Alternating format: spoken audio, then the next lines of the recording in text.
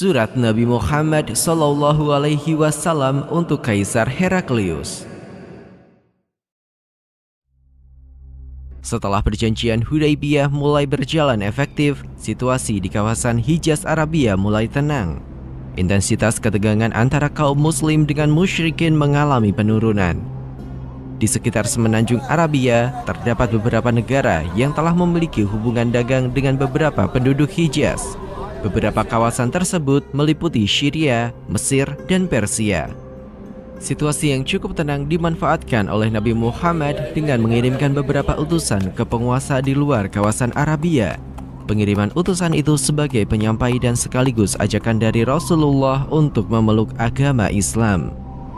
Islam adalah agama universal, agama yang diperuntukkan bagi seluruh umat manusia. Itulah kenapa Nabi Muhammad harus mengirim utusan ke negeri-negeri yang jauh dari Arabia. Bulan Zulhijjah tahun ke-6 Hijrah, pengiriman beberapa utusan dimulai. Beberapa riwayat lainnya menyebutkan pada bulan Muharram tahun ke-7 Hijrah.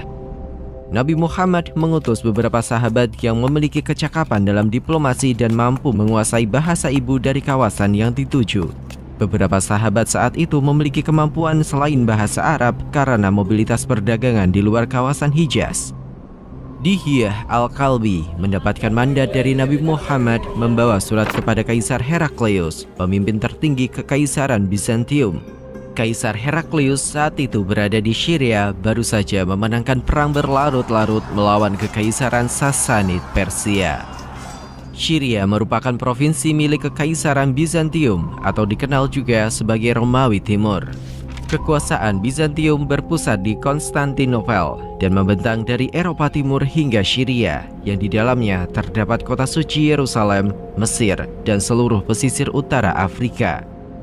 Begitu halnya dengan Kekaisaran Persia yang baru saja menyelesaikan perang panjang dengan Bizantium. Nabi Muhammad mengirimkan surat kepada pemimpin Persia saat itu, Kaisar Khosrow kedua. Selain ke Syria dan Persia, Nabi Muhammad juga mengirimkan sahabatnya ke beberapa kawasan lainnya seperti Mesir, Abyssinia atau Ethiopia, dan Bahrain. Para utusan itu membawa surat khusus dari Nabi Muhammad untuk para penguasa. Utusan Nabi Muhammad ke Syria, Dihyah Al-Kalbi, disambut baik oleh Kaisar Heraklius. Sang kaisar sendiri telah mendengar tentang datangnya Nabi akhir zaman. Informasi yang telah didapatnya melalui kitab suci yang dibawa Nabi Isa alaihi salam. Imam Bukhari, ahli hadis dari Uzbekistan, meriwayatkan teks surat Nabi Muhammad kepada Kaisar Heraklius sebagai berikut. Bismillahirrahmanirrahim. Dari Muhammad hamba Allah dan Rasulnya, kepada Heraklius Romawi yang agung. Salam sejahtera bagi yang mengikuti hidayah Allah. Sesungguhnya aku mengajakmu dengan ajakan Islam. Peluklah Islam, engkau akan selamat. Allah akan menganugerahimu 2 kali ganjaran. Jika engkau enggan, maka engkau akan memikul dosa al-arishin. Hai ahli kitab, marilah berpegang kepada suatu kalimat ketetapan yang tidak ada perselisihan antara kami dan kamu, bahwa tidak kita sembah kecuali Allah dan tidak kita persekutukan Dia dengan sesuatu pun, dan tidak pula sebagian kita menjadikan sebagian yang lain sebagai Tuhan selain Allah.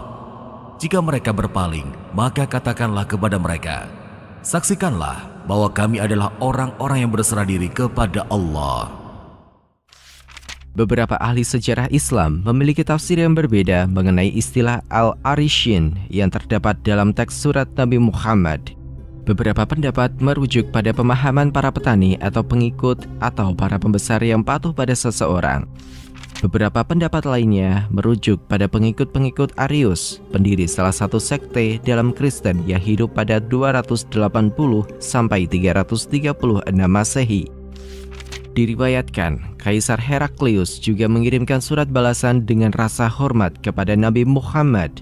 Namun, sang kaisar masih gusar dan sulit mempercayai bahwa Nabi akhir zaman datang dari bangsa Arabia.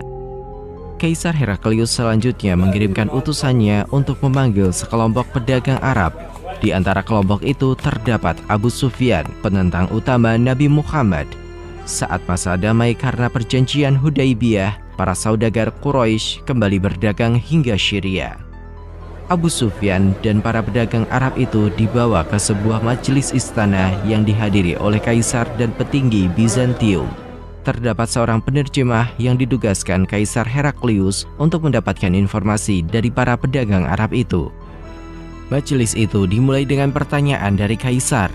Siapa di antara kalian yang memiliki hubungan paling dekat dengan seseorang yang mengaku nabi? Pertanyaan yang segera direspon oleh Abu Sufyan. Saya. Nabi Muhammad memang memiliki kekerabatan yang cukup dekat dengan Abu Sufyan. Baik Nabi Muhammad maupun Abu Sufyan berasal dari keluarga besar Abdul Manaf, salah satu keluarga terpandang dalam suku Quraisy. Kaisar Heraklius memerintahkan Abu Sufyan berdiri paling depan di antara teman-temannya.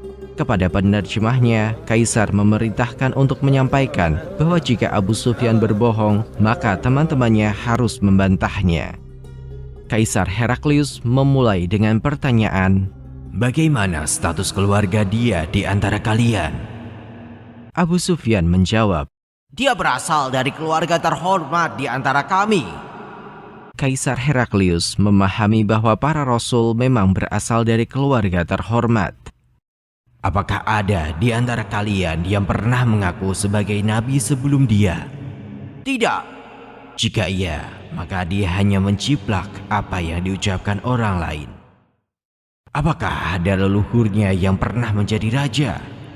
Tidak. Jika iya, dia hanya ingin mengambil kembali kekuasaan leluhurnya.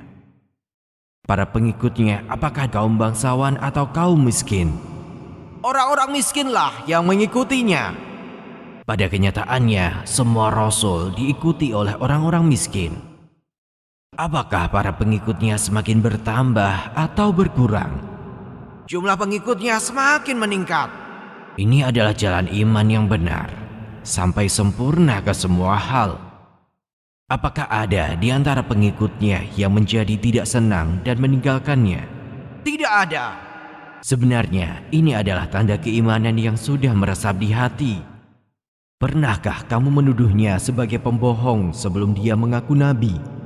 Tidak pernah. Aku tahu seorang rasul tidak mungkin berdusta kepada Allah dan manusia. Apakah dia melanggar janjinya? Tidak. Saat ini kami sedang gencatan senjata dengan dia. Kami tidak tahu apa yang akan dia lakukan di dalamnya. Saya tidak menemukan apapun untuk menentangnya. Para rasul tidak pernah berkhianat. Apakah kamu pernah berperang dengannya? Ya. Dan bagaimana hasilnya? Kadang dia yang menang, kadang kami yang menang. Hingga akhirnya Kaisar Heraklius menyampaikan pertanyaan terakhirnya. Apa yang dia perintahkan kepadamu? Dia memerintahkan untuk menyembah Allah semata. Jangan menyekutukannya dengan sesuatu apapun, meninggalkan apa yang dikatakan leluhur kami. Dia juga menyuruh kami untuk menunaikan sholat, membayar zakat, bersedekah, menjaga kehormatan diri, dan menjalin silaturahim. Mendengar jawaban Abu Sufyan, Kaisar Heraklius pun merespon dengan pertanyaan yang membuat terkejut seisi majelis. Jika yang engkau katakan benar, maka dia akan menguasai tempat kedua kakiku ini. Berdasarkan ciri-ciri yang diperoleh oleh sang kaisar, dia sangat yakin bahwa Nabi Muhammad memang Rasul Allah, Nabi akhir zaman, sebagaimana yang tertulis dalam Alkitab. Seandainya aku tahu bahwa aku akan sampai kepada masanya, pasti aku sangat ingin bertemu dengannya. Seandainya aku berada di hadapannya, pasti aku basuh kakinya.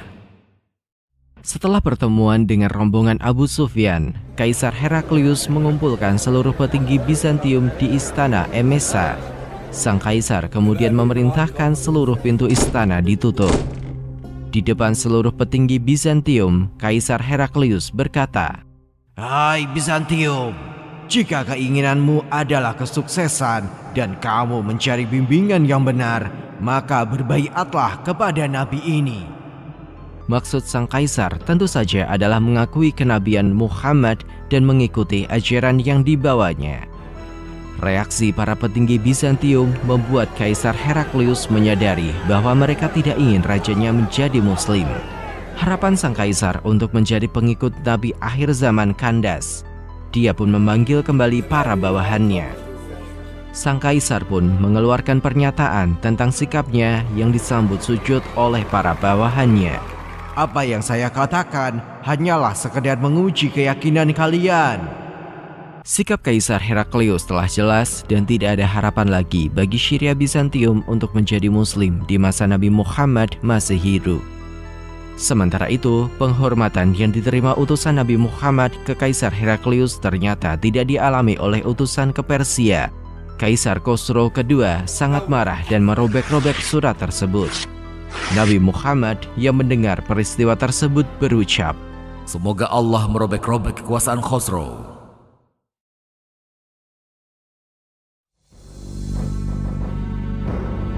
Penulis naskah Abdullah Hasan, ilustrator Yudi Toto, narator Dia Rashid Putra, musik Agus TM, editor Anggit Febrila, produser Haidar Ahmad Furqoni, diproduksi oleh Kastadi Sentra Media.